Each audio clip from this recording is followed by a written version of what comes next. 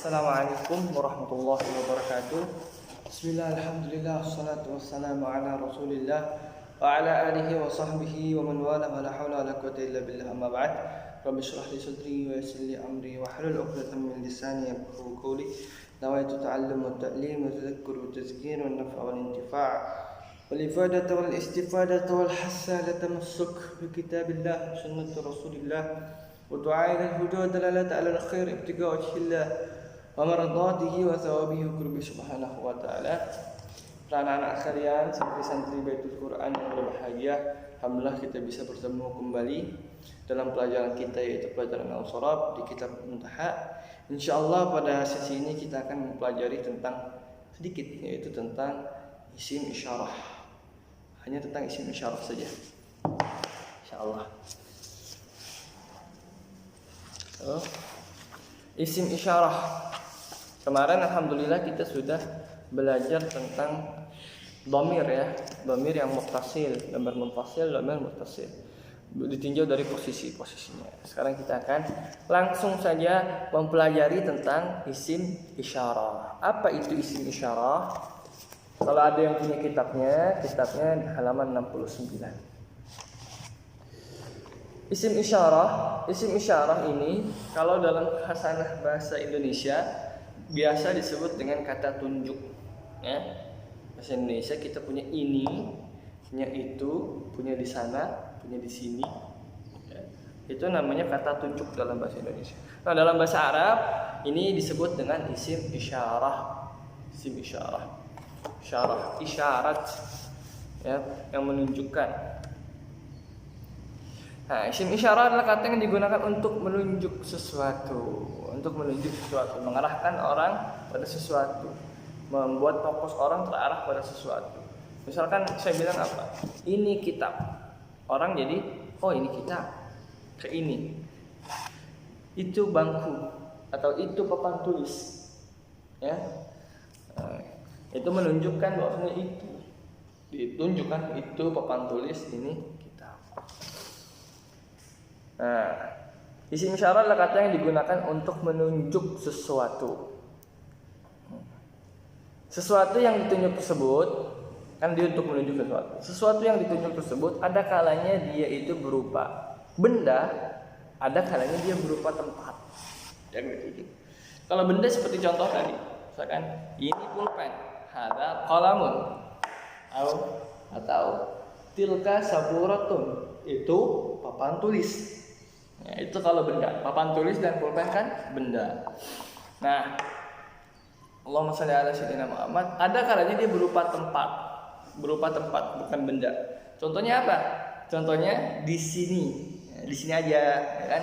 Di sini ini dia menunjukkan kepada tempat, bukan benda. Di sini, di sana, di situ.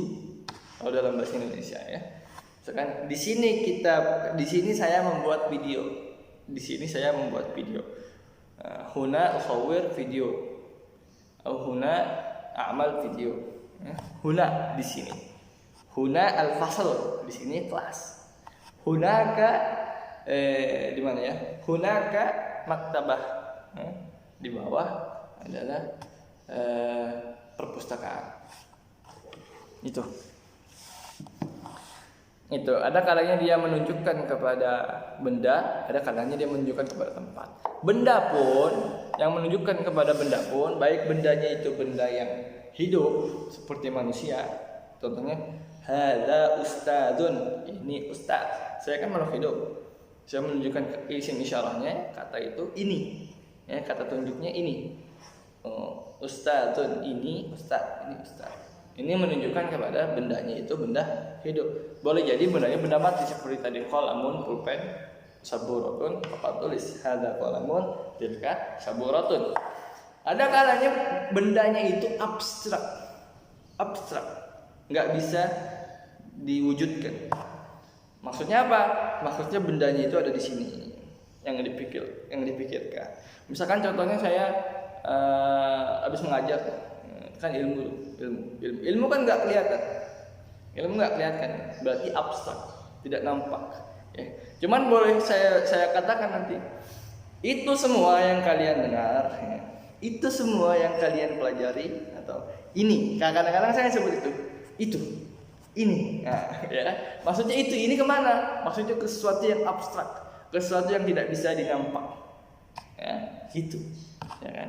Dia hanya habis saya selesai menjelaskan, saya bilang itu kan, itu, ini. Kalau ngantar di ujung saya katakan, itu semua yang kalian dengar, itu semua yang kalian pelajari adalah sebuah ilmu. Maka dihafalkan, maka diamalkan. Misalkan, itunya mana saat ilmunya? Nggak kelihatan. Mana ilmunya? Karena dia abstrak. Ya, jadi isim isyarah ini ada kalanya dia menunjukkan benda, baik bendanya itu benda mati, benda hidup maupun benda yang abstrak tidak nampak. Ada kalanya dia juga menunjukkan kepada tempat. Kita cuma mau pelajarin ini aja nih, isim isyarah. Insyaallah sebentar. Nah, yang pertama menunjukkan kepada benda. Isim-isim isyarah yang menunjukkan kepada benda. Kata-kata tunjuk yang menunjukkan kepada benda apa saja. Sebelum itu kita perlu perhatian dulu Pak. Benda yang mau ditunjuk itu, benda yang mau diisim isyarahkan itu, ya, mau diberikan kepada dia kata tunjuk itu, baik dia bendanya hidup, benda mati, benda hidup maupun benda abstrak, ini kebagi kepada beberapa bagian atau beberapa posisi. Yang pertama, ada kalanya bendanya itu dekat. Bendanya dekat. Kayak apa? Ini pulpen di depan saya. Itu kursi. Anda nggak bisa ngelihat kan? Berarti jauh. Kalau kursi yang ini dekat. Ini saburah. Ini dekat apa jauh? Dekat apa jauh? Nah, kita harus punya standarisasi atau patokan jauh dekatnya itu. Jauh dekat 2000, nggak bisa. Dalam hal ini nggak bisa jauh dekat 2000. Bagaimana patokan jauh dekatnya? Ya, suatu benda, ukuran suatu benda dikatakan jauh apabila dia tidak bisa digapai oleh tangan. Tidak bisa digapai oleh tangan itu dikatakan jauh. Ya. Seperti mencintai jodoh orang, dia kan tidak bisa digapai oleh tangan, maka itu disebut jauh, ya kan? Itu. Ya, apa-apa yang tidak bisa digapai oleh tangan ini dihitung jauh. Apa-apa yang bisa digapai oleh tangan ini dihitung dekat. Lalu gimana mengisim isyarahkannya yang jauh dan yang dekat? Apakah pakai 2000? Tidak. Tapi pakai apa? Jika benda yang ditunjuk itu dekat, ya, maka ada dua isim isyarah atau ada dua kata tunjuk yang bisa digunakan. Misalnya saya beri contoh bendanya itu pulpen ini ya. Nah, ini apa? Spidol ini ya, kolamun ya. Pulpen ini saya kan dekat nih, bisa digapai. Kolamun. Apa saja? Jangan kolamun saja, kolamun dan saburotun. Saburotun kan dekatnya sekarang, tadi nggak dekat karena nggak bisa digapai. Tadi kan saya di sini tuh, nggak bisa digapai. Tadi ini jauh, cuman saya deketin. Jadi dekat ya. Ini jadi dua-duanya dekat. Kita punya ada kolamun, ada saburotun. Kolamun, ada saburotun.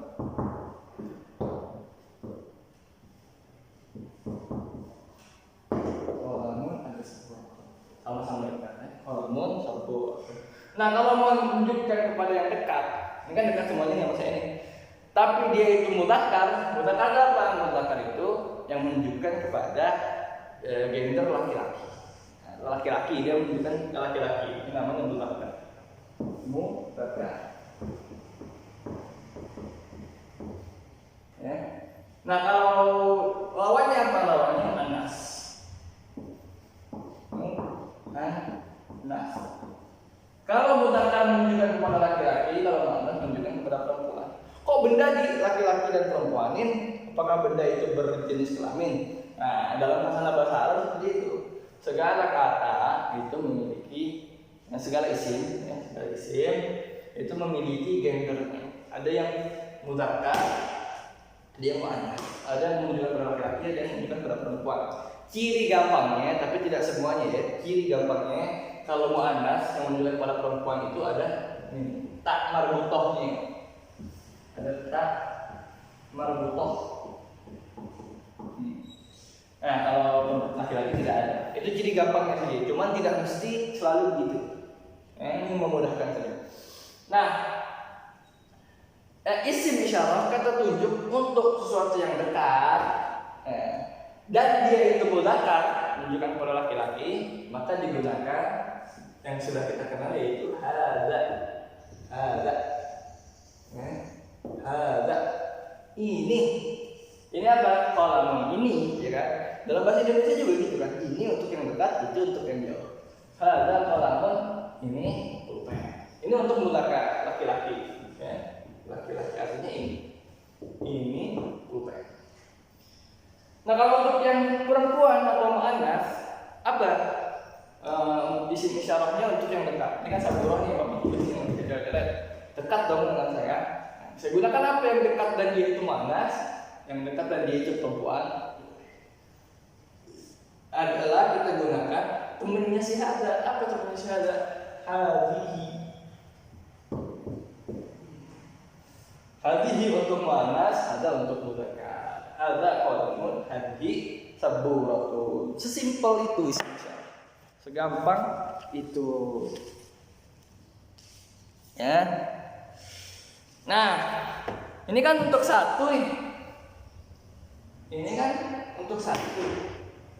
Hadza untuk satu, hadhihi untuk satu. Ah, dalam bahasa Arab ada yang namanya musanna. Musanna, apa itu musanna? Musanna itu ketika bendanya ada dua. Bendanya ada dua. Misalkan qalamun atau saburatun. Qalamun satu pulpen, ini satu pulpen. Ini satu papan tulis. Bagaimana kalau bendanya ini, kedua benda ini ada dua? Maka kita gunakan namanya musanna. Bagaimana jadinya? Jadinya bendanya dulu kita musannakan qalamani. Ini menunjukkan pada dua pulpen. Saburatun gimana? Saburotan.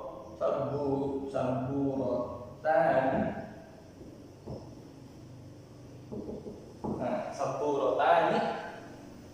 Qalamani saburotani. Nah, apakah masih pakai hadza? Apakah masih pakai hadzi? Tidak. Tapi jadikan musanna juga si isim isyarahnya ini. Gimana jadikan musannanya? Hampir sama. Hadza menjadi hadzani. Ya. Hadza menjadi hadzani, lalu hadini menjadi hatani. Beda sedikit. Tidak menjadi hadzani tapi hatani. Hatani saburotani. Misalnya ada dua papan tulis. Hatani saburotani. Hatani saburotani. Hadani qalamani. Itu namanya musanna. Musanna adalah bentuk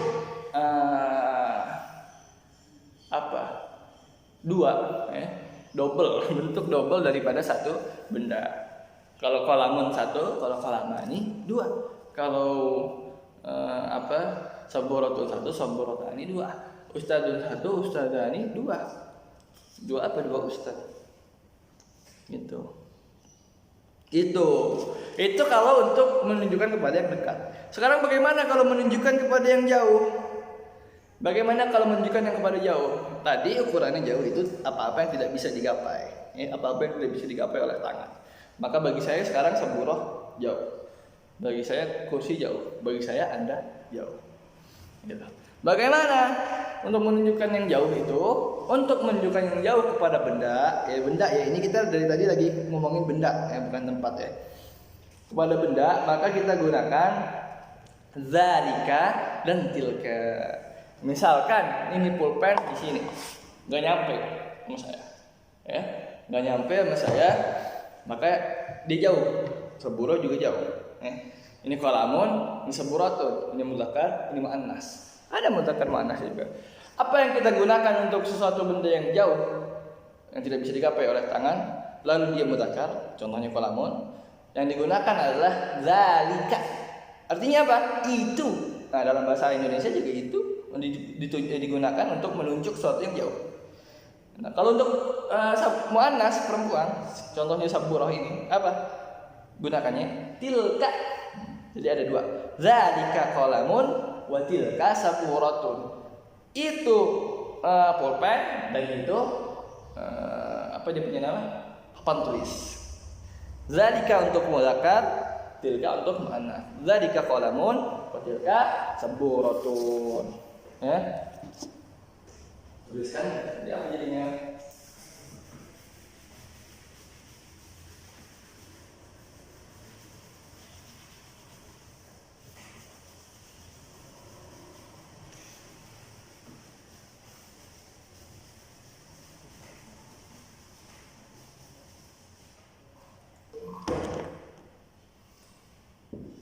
Zalika.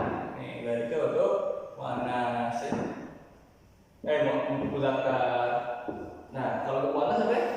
Tilka. Zalika dan tilka. Itu untuk yang jauh ya. Artinya itu. Udah gampang aja. Hadza ini laki-laki, hadhihi ini perempuan, zalika itu laki-laki, tilka itu perempuan. Itu.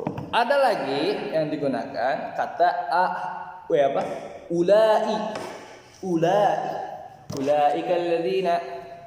Ya. Contohnya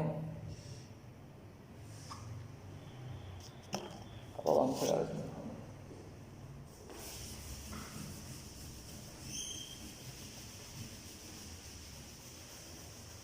Ulaika lahum adzabun adzim.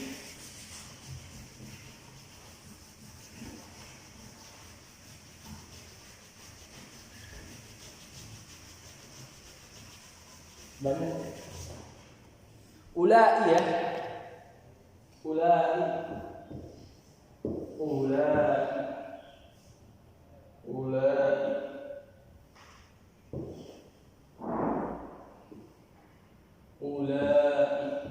Atau kadang suka melihat begini tulisannya.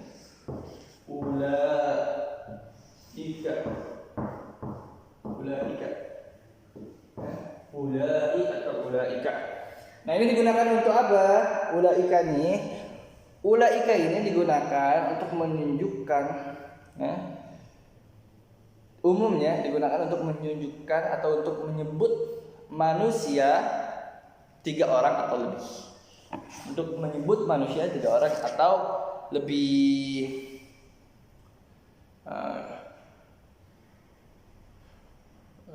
Ulaika alladziina qalu rabbuna Allah tsumma istaqamu, ya. Ulaika alladziina qalu rabbuna Allah tsumma istaqamu tatanazzalu 'alaihimul malaikah. Ulaika mereka, ya. Lebih dari 3 orang, ya. Ulaika merekalah pasti 3 orang atau lebih, ya. Enggak mungkin 2 orang, enggak mungkin 1 orang. Merekalah orang-orang alladziina qalu rabbuna Allah tsumma istaqamu. Tuhan kita adalah Allah, tsumma istaqamu, kemudian mereka beristiqomah. Gitu. Ulaika menunjukkan atau untuk menyebut orang jumlahnya 3 atau lebih. Ya, suatu kelompok lah ini. Mereka itu adalah kelompok yang begini. Ulai. Bentukannya gimana? Tulisannya ulaika. Itu contohnya ulaikal muslimun.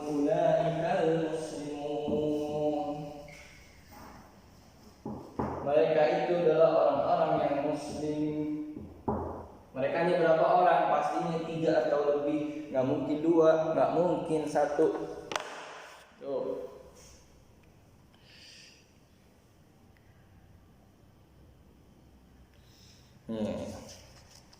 Kadang-kadang tambahin h. Kadang-kadang tambahin h. Jadi apa? Jadinya kalau tambahin h gini.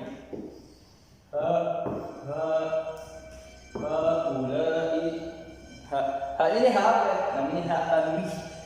Supaya warning doang. Nih gue mau ngomong. Itu. Pokoknya itu tadi isim isyarah yang menunjukkan kepada benda, baik itu bendanya abstrak, benda mati, benda hidup. Kalau dekat pakai ini, ya, dalam bahasa Arab untuk laki-laki hadza, untuk perempuan hadhihi. Lalu apalagi? Kalau jauh pakai zalika atau tilka. Kalau menyebutkan 3 orang atau lebih pakai ulai. Itu yang benda.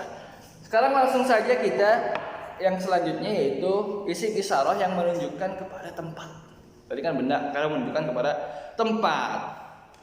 Nah, adapun tempat yang dituju dia ada 3 macam. Kalau benda tadi ada 2 macam, jauh, dekat, 2000. Kalau tempat ini ada 3 macam. Apa saja 3 macamnya? Hampir sama. Yang pertama yaitu dekat, ya, bendanya, tempatnya itu dekat, ya, tempatnya itu dekat di sekitar. Ada yang menunjukkan tempatnya itu jauh, jauh alias jauhnya pakai banget, jauh banget, jauh banget, jauh banget. Ada yang menunjukkan kepada pertengahan saja antara dekat dan jauh, nggak dekat nggak jauh, itu kayak keluarga, itu nggak dekat nggak jauh. Tapi kalau ke Ambon itu jauh. Jadi ada dekat, ada pertengahan, ada jauh banget.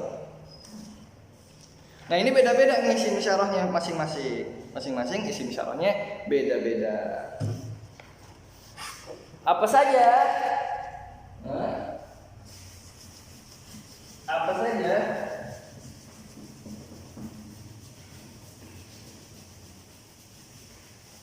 Kalau ingin menunjukkan tempat yang dekat, sangat dekat, pakainya huna. Artinya apa? Di sini. Nah, boleh nggak saya? Saya kan di Baitul Quran bisa ngomong huna fi Ambon. Di sini adalah Ambon. Nggak boleh. Kenapa? Karena Ambon jauh, nggak dekat. Tapi kalau saya ngomong huna, nggak usah pakai fi. Huna Baitul Quran. Di sini Baitul Quran sah. Tapi kalau saya bilang huna Ambon, kalau di sini Ambon itu udah jelas salah. Karena Ambon itu jauh, pakai banget.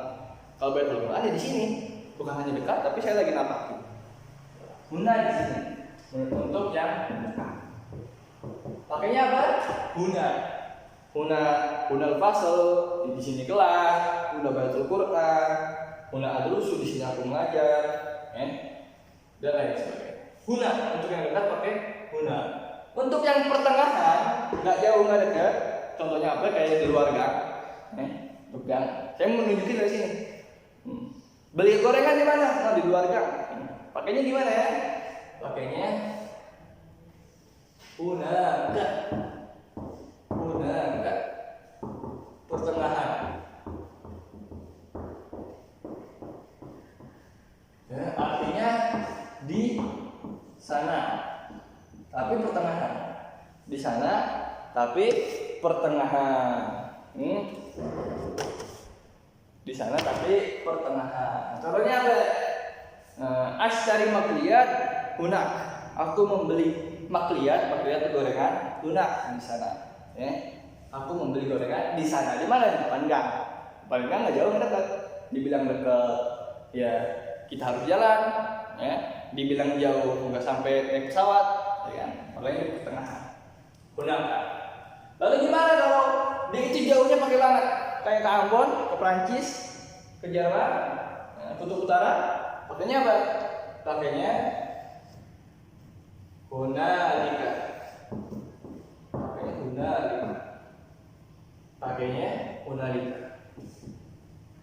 Hunalika. Jauh, BGT, jauh banget. Hunalika. Ini di sana juga, bukan untuk yang jauh banget. Contohnya apa? Contohnya adalah hunalika. Contohnya hunalika. Misalkan ada suatu kelompok di Ambon, hunalika jamaah. Itulah adalah kelompok. Itu adalah suatu kelompok.